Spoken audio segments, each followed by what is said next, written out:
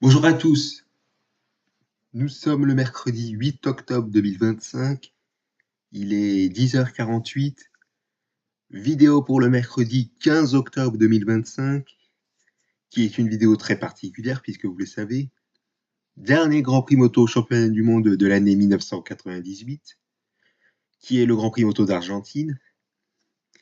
Et il faut savoir que je vous l'ai dit précédemment qu'il fallait bien rester jusqu'à la fin de la vidéo, puisque je vais vous faire le bilan sur le Wikipédia en anglais. Donc voilà, je vous rappelle que je vous présente les nouveaux pilotes comme d'habitude, puis je vais vous montrer les résultats dans chaque catégorie. Et après la catégorie 500, je vais vous faire le petit bilan. Donc on va commencer par la présentation des nouveaux pilotes. Ah, je ne voulais pas dire les dates avant toute chose. Il a eu lieu le Grand Prix moto d'Argentine 1998 du vendredi 23 octobre 1998 au dimanche 25 octobre 1998. Et pour ce dernier Grand Prix moto du championnat du monde de l'année 1998, c'est le 577e Grand Prix moto au championnat depuis 1949. Donc voilà. Alors, on va commencer par la catégorie 125 pour les nouveaux pilotes. Les nouveaux pilotes en 125 sont essentiellement des Brésiliens. Et ouais, pas des Argentins, c'est pas une surprise, alors que pour les catégories suivantes, ce sera essentiellement des Argentins. Alors, malheureusement, pour la catégorie 125, si je ne me trompe pas, je n'ai pas d'informations sur eux, malheureusement. J'ai César Barros, ce qui est d'autant plus le frère d'un pilote de la catégorie 500 que vous connaissez certainement, qui est Alex Barros.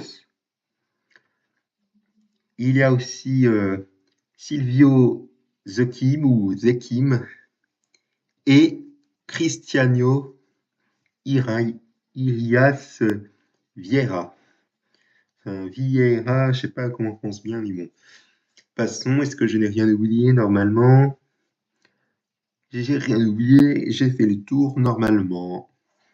Voici donc les résultats de la première séance d'essai libre et comme d'habitude, on a des chronos bien au-delà des 10 secondes du meilleur temps mais qui sont quand même classés, que vous voyez, ce sont les deux nouveaux pilotes que je vous en ai parlé.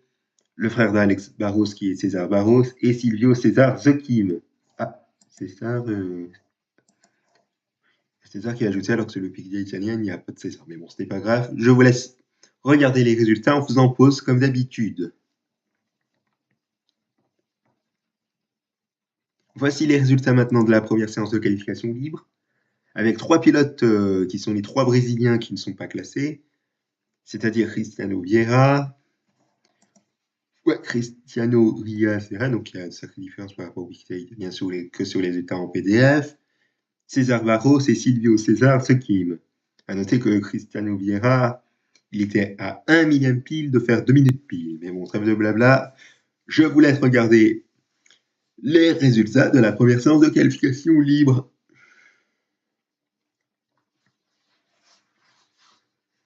Allez, résultats de la deuxième séance d'essai libre, que voici, comme d'habitude, deux pilotes qui sont au-delà des 10 secondes des meilleurs temps, enfin du meilleur temps, César Barros, Silvio César Zokim, que j'arrête pas de dire, mais que je le dis quand même pour que vous puissiez noter ces remarques étonnantes. Trêve de blabla, vous pouvez faire évidemment pause. Passons maintenant au résultat de la deuxième séance de qualification libre, avec César Barros qui malheureusement ne sera pas éligible pour la course puisqu'il n'est pas classé.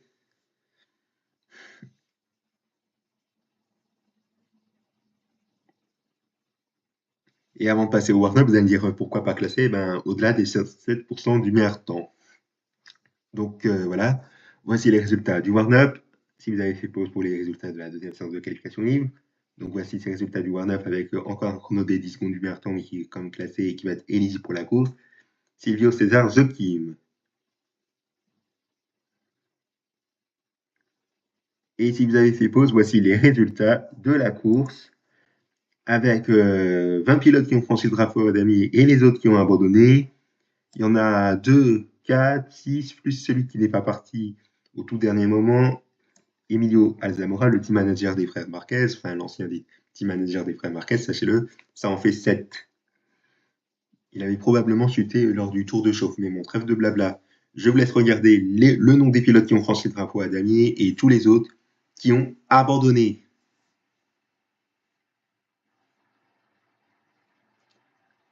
Et voici le détail des abandons.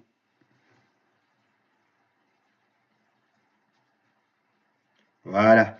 On va passer maintenant à la catégorie 250. Une catégorie 250 qui, vous allez voir, va être marquée par une petite erreur sur les résultats de la course, que je vais vous en parler dans un instant. Mais pour l'heure, on va parler des nouveaux pilotes où je n'ai malheureusement pas d'informations sur eux à nouveau. Alors, il y a essentiellement des Argentins.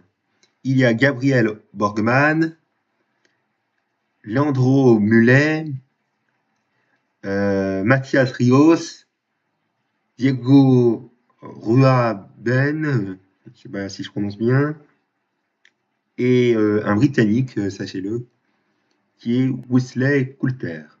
Donc, les Argentins Sébastien Porto et Federico Gartner, ils étaient présents depuis le début du championnat, pour information. Donc voilà, est-ce que je n'ai rien oublié? J'ai rien oublié, normalement j'ai fait le tour.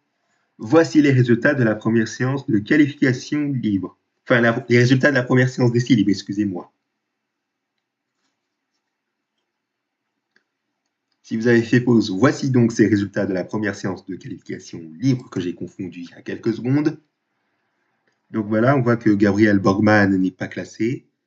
Je n'en reviens pas comme d'habitude, puisqu'il faut être 107% plus rapide du meilleur temps. Vous le savez. Et il faut noter que, si je ne me trompe pas, c'est Diego Ruaben qui est derrière un autre Diego, mais bon, qu'il ne faut pas le confondre. Vous l'avez vu qu'il a fait peu de tours, mais qui est quand même dans un chrono assez correct, si j'ai envie de dire. Mais bon, trêve de blabla. Je vous laisse regarder ces résultats de la première séance de qualification libre. Voici les résultats de la deuxième séance d'essai libre.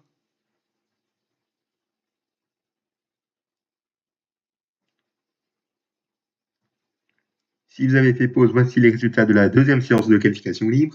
Et encore une fois, Gabriel Borgmann, il n'est pas classé et pour pas grand-chose, malheureusement, pour 22 millièmes.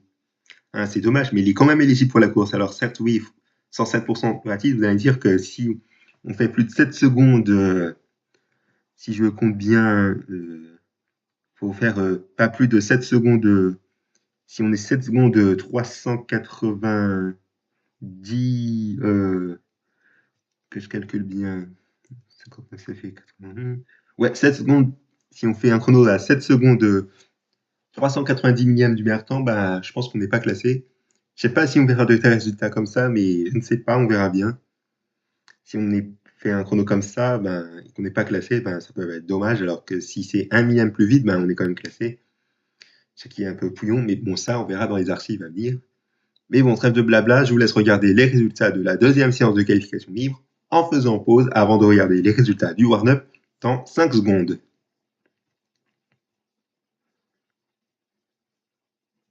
Et voici ces résultats du warm-up.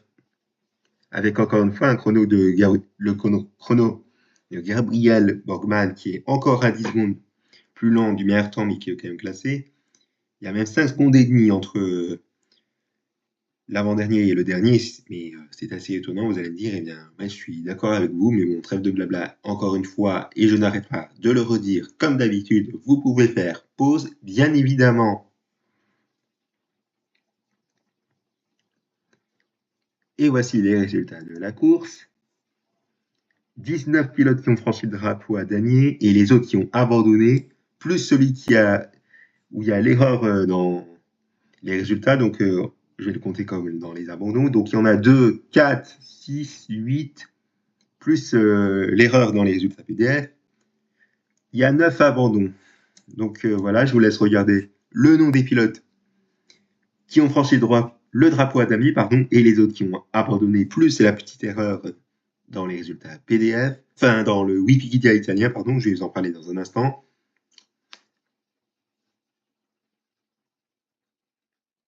Et si vous avez fait pause, donc voici le détail des abandons. Et vous allez me dire pour quelle raison Loris Capirossi a été exclu. Eh bien, on va savoir ça dans 5 secondes exactement. Voilà. J'espère que vous avez eu le temps de regarder le détail des abandons de la catégorie 250 du Grand Prix moto d'Argentine 1998. Alors pourquoi Loris Capirossi a été exclu de la course? Eh bien, en vrai, c'était une disqualification, mais il faut savoir que c'est une erreur. Il devait finir normalement à la deuxième position à 5 secondes de 360 millièmes de son compatriote qui est Valentino Rossi. Eh bien, la raison est juste ici. On va traduire en français ce passage. Il faut savoir que dans la catégorie 250, il a été polémique elle a été polémique cette deuxième place puisque il faut savoir que Tatsuya Harada se luttait pour le titre de champion du monde de 1998 de la catégorie 250, mais comme il y a eu un incident avec son Loris Capirossi qui est d'autant plus son coéquipier, eh bien la direction de course a décidé de réagir sévèrement envers Loris Capirossi et donc dans les résultats PDF, vous voyez qu'il est écrit exclu, c'est-à-dire exclu de la course ou en vrai disqualifié. Alors là, franchement, c'est un truc de dingue. Vous allez dire, il y a une sacrée différence entre le Wikipédia et le fichier PDF, mais on se demande que font les Wikipédia s'ils ne corrigent pas cette erreur. Eh ben, c'est une très bonne question. Je suis d'accord avec vous. Ben, il faudrait corriger cela, bien évidemment. Mais si je vais dans la page de Loris Capirossi, il me semble qu'il a été écrit disqualifié. Je vais vérifier ça. Et ben, malheureusement, non. Il n'y a pas cette erreur et c'est assez curieux de voir cette différence. Donc, on va voir dans le petit bilan s'il y a aussi cette deuxième place qui est conservée dans le Wikipédia anglais. Je ne vais pas aller dans le Wikipédia français pour vous montrer également la preuve. Ben, dans l'article du Grand Prix moteur d'Argentine 1998, ben, vous voyez que en français, il est quand même aussi dans le classement. Donc c'est vraiment très très bizarre qu'entre le Wikipédia et le fichier PDF, il y a une grosse différence. Mais bon, trêve de blabla, et d'autant plus que c'était dans le dernier tour pour cet incident. Il faut savoir que ça va se reproduire dans très longtemps que un autre incident semblable, mais que la direction de course a réagi à temps, dans une autre catégorie. Mais bon, trêve de blabla. Donc, on va passer à la catégorie 500 avant de parler du petit bilan. Le petit bilan du championnat 1990, mais avant la catégorie 500. Alors, au niveau des nouveaux pilotes, il n'y a qu'un seul nouveau pilote. C'est un Argentin et ça va être le seul. Il s'agit de Juan Pablo Giannini. Et d'autant plus que c'est le seul Grand Prix moto de sa carrière. Donc vraiment, c'est une présence sur un seul Grand Prix. Donc sans commentaire, au premier Grand Prix moto que je vous ai présenté il y a un mois et demi, il y avait un Japonais, voire plusieurs Japonais, je ne sais plus s'il avait fait le seul Grand Prix moto de sa carrière au cours du Grand Prix moto du Japon 1998. Mais bon, passons. Est-ce que je n'ai rien oublié? J'ai rien oublié. Normalement, voici les résultats de la première séance d'essai libre. Voici les résultats maintenant de la première séance de qualification libre, avec l'Argentin qui a fait peu de tours, mais bon, ça peut paraître normal s'il est dernier qu'il a fait un chrono quand même pour être classé. Si vous avez fait pause, voici maintenant les résultats de la deuxième séance d'essai libre.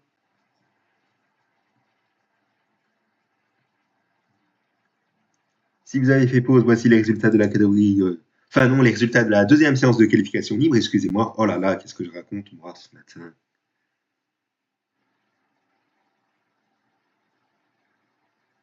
Si vous avez fait pause, voici les résultats du warm-up.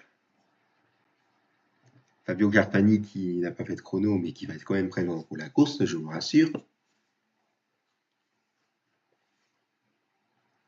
Et voici les résultats de la course, où ils sont 21 pilotes à franchir le drapeau à damier, que je vous laisse regarder leur nom, mais aussi les 3 pilotes qui ont abandonné, dont Scott Smart qui a pas pris le départ. Attends, je vais voir un petit truc. Ouais, il me semble qu'il a chuté aussi lors du tour de chauffe, comme en TD125 par Emilio Alzamora. Donc voilà, je vous laisse regarder le nom des pilotes qui ont franchi le drapeau à damier et les autres qui ont abandonné en faisant pause. Et voici le détail des abandons. Une seule chute, Alex Crivillet, et quant à Luca Cadalora, il a abandonné lors d'un passage de la voie des stands.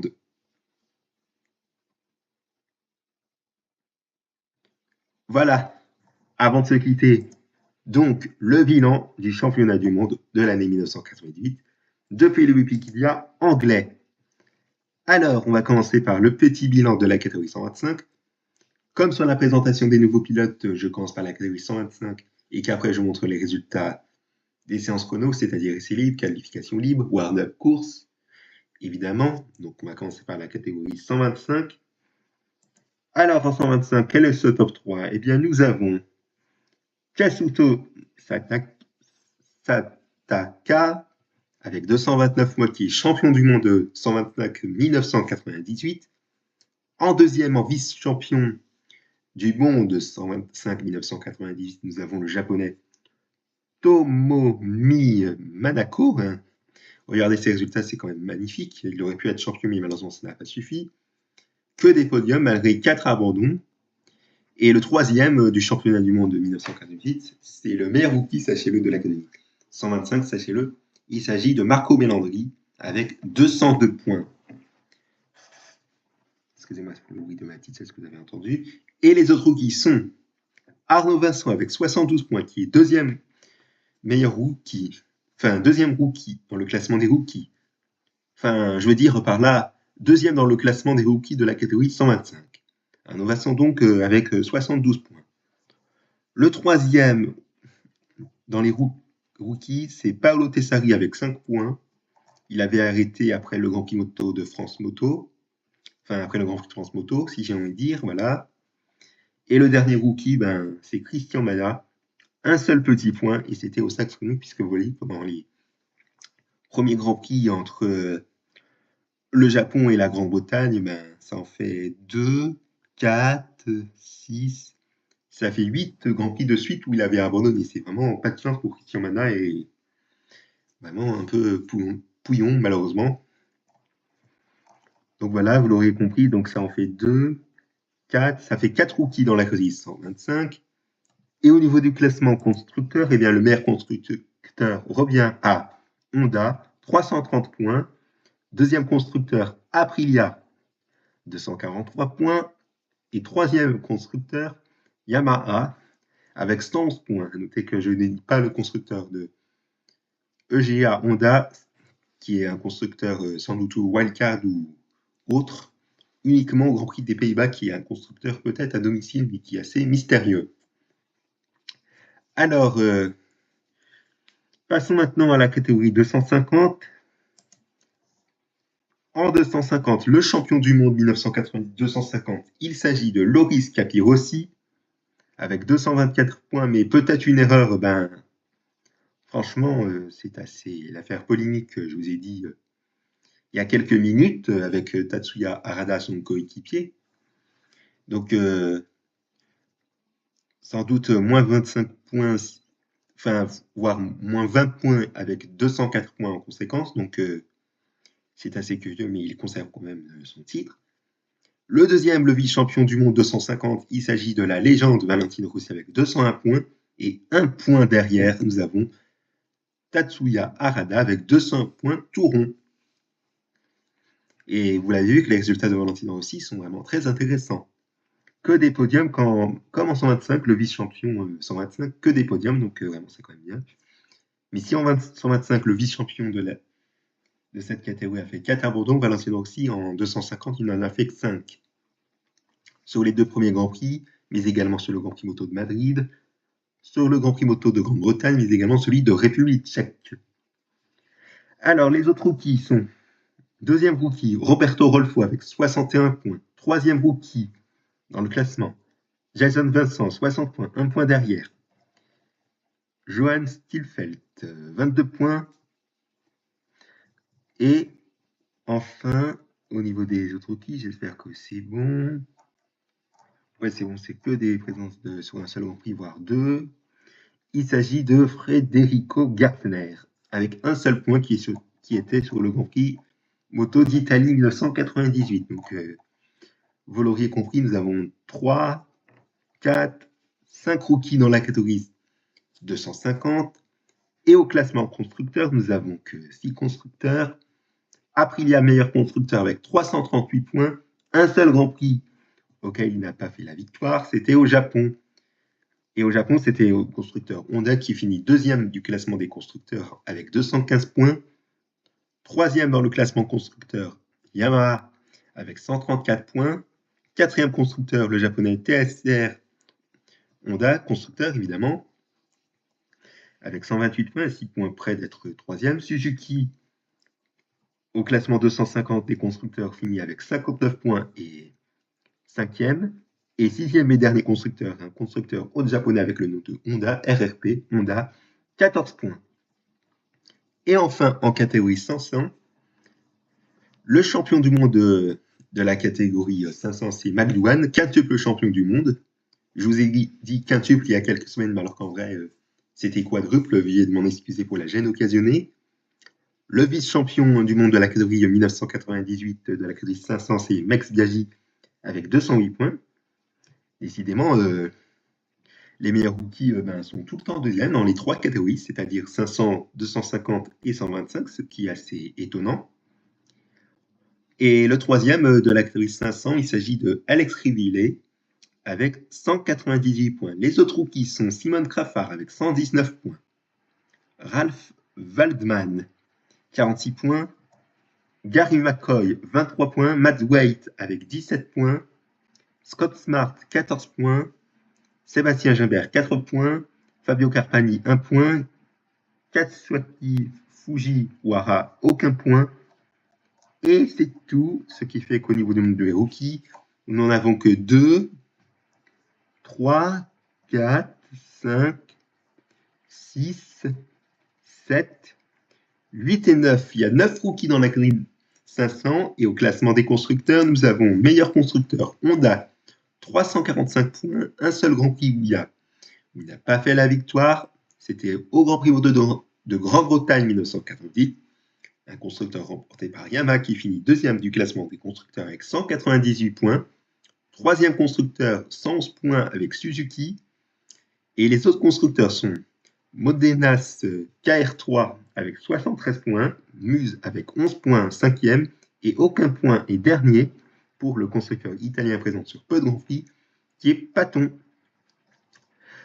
Voilà, c'est ainsi que se termine ce championnat du monde de l'année 1998 pour les archives de MotoGP. Eh bien, on se retrouve lundi pour le premier Grand Prix moto du championnat du monde de l'année 1999, bien évidemment. Mais avant de se quitter, vous allez me dire dans les commentaires, vous vous dites certainement, vous allez me dire pourquoi ne pas tourner depuis le Wikipédia en français au lieu du Wikipédia italien. Eh bien, je vous avais fait une vidéo il y a à peine 4 mois et demi, au début du mois de juin, pour vous dire que je tourne essentiellement sur le Wikipédia italien.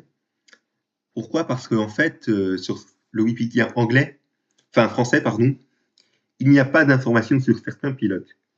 Alors que sur le Wikipédia italien, il y a des informations sur eux, les pilotes que je parle, bien évidemment.